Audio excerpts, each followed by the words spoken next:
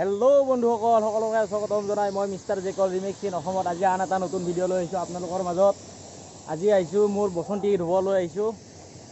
দেখা পাইছে বসন্তী ওলাই হ'ব মানে চাফা হৈ গ'ল। ভিতৰফালে অল ক্লিয়াৰ কৰি দিলোঁ, ভিতৰফালে চাফা পূৰা ক্লিয়াৰ, ভিতৰফালে চাফা হৈ গ'ল। এতিয়া মানে বাহিৰ তলটো আৰু বডিটো ধোৱা হ'ব লগা হৈ আছে, লেতেৰা হৈছে, বহুত দিন হ'ল ধোৱা নাই ভালদৰে। এই দেখা পাইছে বসন্তী।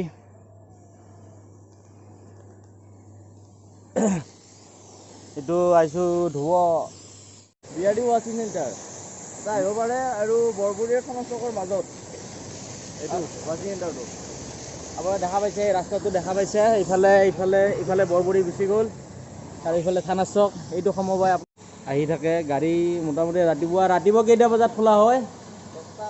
ৰাতিপুৱা 10টা বজাত। আবেলি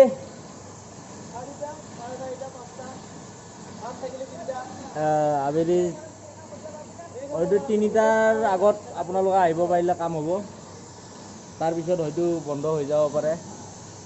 সেয়াই, যদি ইমানো ভিৰ নাথাকে আপোনালোকে আহিলে সোনকালে হৈ যাব। ঠিক আছে, আহক।